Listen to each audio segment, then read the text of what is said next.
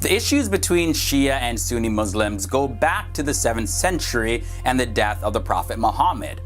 In the past decade, there has been a ton of spotlight on the differences between these two branches of Islam. According to a 2009 study by the Pew Research Center, the vast majority of the 1.8 billion Muslims who are in the world are Sunni. But let's take a look at some of these differences between Shia and Sunni Muslims.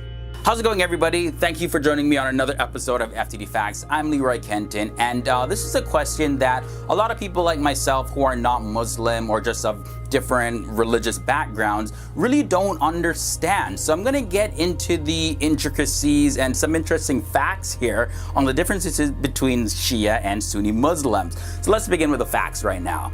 First of all, let's talk about the split, if you will. Now, when the Prophet Muhammad died in the year 632, he didn't leave a successor to lead the Muslim community. So there was a lot of dispute as to who would lead them from then on. The title passed to Abu Bakr, and then after him came Ali, the Prophet's son-in-law. But after Ali, his sons Hassan and then Hussein claimed the title. Hussein's martyrdom became a central focal point to those who believed that Ali should have succeeded the Prophet and not Abu Bakr. But Sunnis also believe that the first three caliphs before Ali as rightly guided and as devoted to Allah.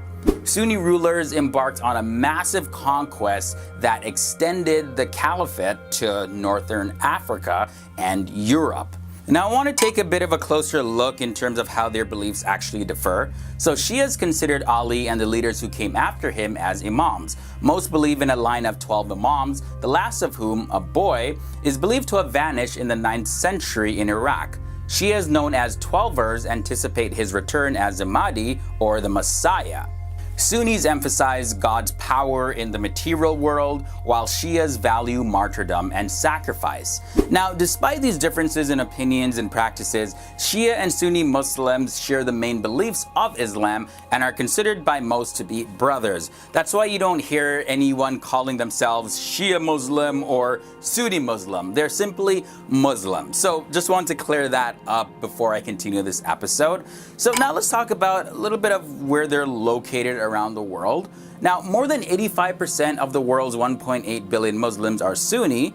They live across the Arab world, as well as in countries such as Turkey, Pakistan, India, Bangladesh, Malaysia, and Indonesia. Iran and Iraq and Bahrain are largely Shia. The Saudi royal family practices a conservative brand of Sunni Islam known as Wahhabism. Now, in terms of their religious leadership, so Shia Muslims believe that the Imam is pure by nature and that his authority is unquestionable because it comes directly from God. Therefore, Shia Muslims often venerate their Imams as saints. On the other hand, Sunni Muslims say that there is no basis in Islam for a hereditary privileged class of spiritual leaders, and no basis at all for the veneration of saints. Sunni Muslims argue that the leadership of the community is not a birthright, but it's actually a trust that you need to earn.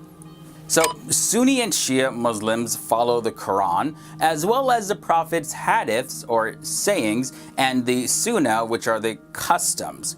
They also adhere to the 5 pillars of Islam. Now, in countries ruled by Sunnis, the Shias tend to be among the poorest of the population. They would often see themselves as being victims of discrimination and some form of oppression. But on the other hand, Sunni extremists often denounce Shia as heretics.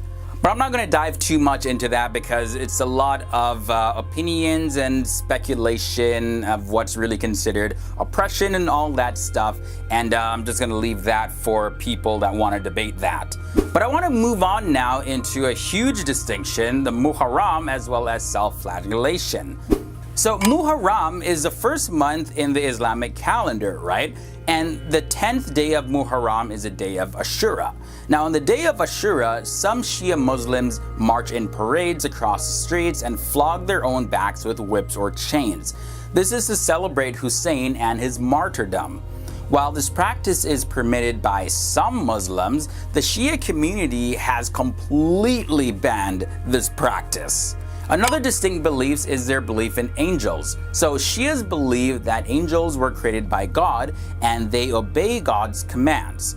They have limited free will, but they also have no desire to commit sins. And the Sunnis, on the other hand, believe that God created angels from light, and they believe that they do not have any free will whatsoever, and they always obey God's commands.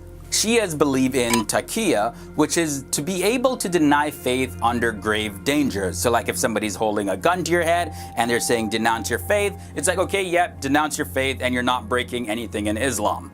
Now this extends to the belief that the true meaning of faith is hidden until the coming of the 12th Imam. So the Sunnis don't really place as much importance to the inner meaning of the Quran.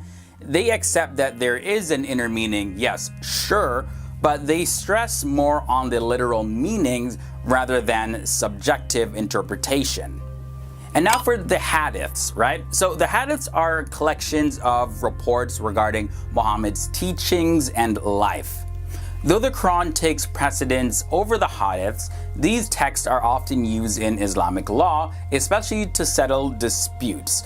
Shia Islam rejects Sunni Islam's Katub al-Sitta, or the 5 allegedly original hadiths. It also rejects hadiths attributed to Muhammad's wife Aisha.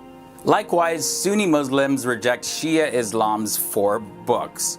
So that concludes this episode on the differences between Shia and Sunni Muslims, as well as some of the similarities that I touched on as well. And again guys, like I said in the beginning, at the end of it all, even though there is differences of opinions and certain beliefs, end of the day, we're all still brothers and sisters regardless of what we believe. And I just want to end there. So guys, if you enjoyed this video, give it a big thumbs up and subscribe if this is your first time here.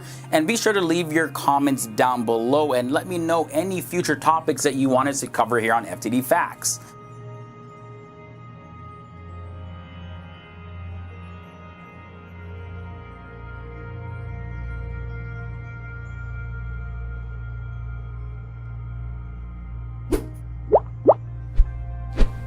And guys, you've reached the end of another video, but before you go, I want to leave you with some video suggestions. Here's some more videos about the different religions that we've covered on this channel, as well as if you want to know any more interesting facts about the different parts of the world or anything in general, we have videos for that as well. So click on something right here and be sure to come back every Monday to Friday for new episodes. Thanks for watching, and I'll see you real soon.